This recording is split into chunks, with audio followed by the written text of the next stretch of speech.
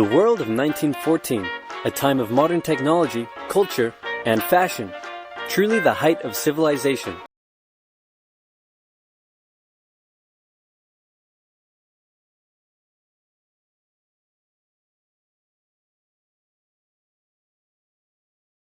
Let's have a war. Everyone knew a big war was coming. France wanted some stuff back that Germany had taken from it. Germany wanted to take more of everyone's stuff, and they were building a big sexy navy that was making the British uncomfortable. These two empires thought they were really cool, but lots of different people who lived there didn't think it was so cool. And some of them had even been declaring independence with help from Russia.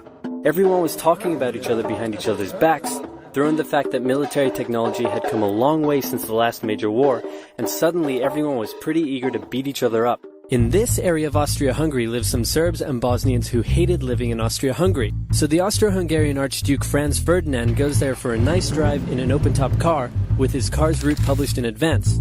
And that went just about as well as you'd expect. Some assassins were waiting for him along the way and threw bombs at his car, but they missed and blew up some officers behind him instead. So the Archduke goes into hiding, leaves Sarajevo, and the whole war never happens. Except no, the Archduke doesn't leave, but instead goes back out in the open-top car to visit the injured officers in hospital. The driver takes a wrong turn and by sheer coincidence gets stuck beside one of the failed assassins, who shoots him. Austria-Hungary is understandably pissed about all this, and they think the Serbian government had something to do with it, which they might have. So they go to their ally Germany and say, "Hey Germany, we're going to declare war on Serbia," and Germany is all for that. So Austria-Hungary send a big list of impossible demands to Serbia, and when Serbia refuses, they declare war. Austria-Hungary and Germany are friends, and Serbia is protected by Russia, who's friends with France, so they'll declare war on each other. Montenegro joins in too. France and Britain also have a kind of alliance, so when France says, "Hey Britain, you got my back?" Britain is like, "Maybe." And then they decide to stay out of it, which is great for Germany because Germany has a plan. They know that Russia is so big and clumsy that it will take them a while to get ready for war.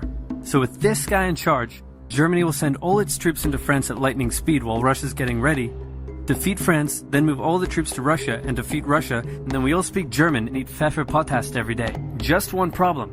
France has loads of forts and defenses along its German border, and Germany can't waste any time fighting them, so Germany decides to go around them, through Belgium.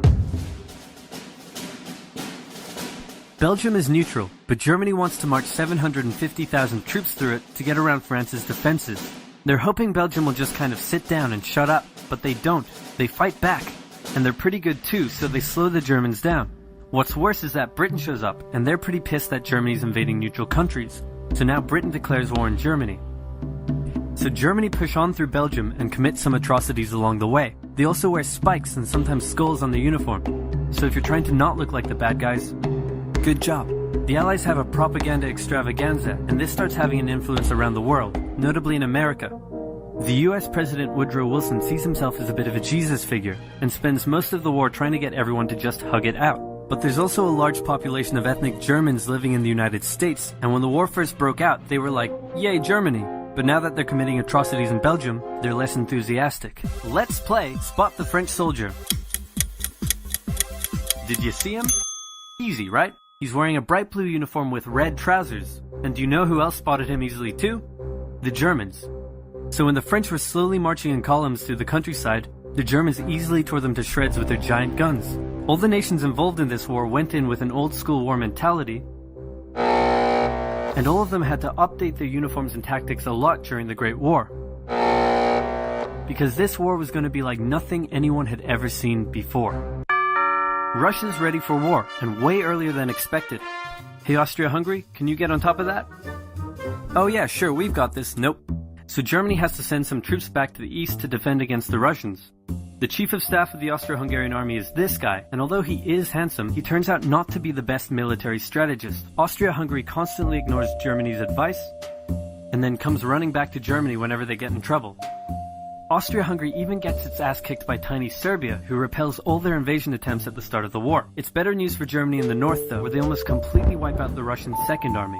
Back on the Western Front, the Germans continue advancing and are in sight of Paris. At this point, anyone would be forgiven for thinking the Germans were going to get that quick victory after all, but then things start to go wrong. The French commander-in-chief knew something had to be done, and he ordered his armies to stop retreating. In the resulting battle, a gap opened up in the German lines. If a gap opens up, the enemy can use it to flank you from the side and behind, so the German armies have to retreat. The Allies launch a counterattack, so the Germans dig into defensive positions.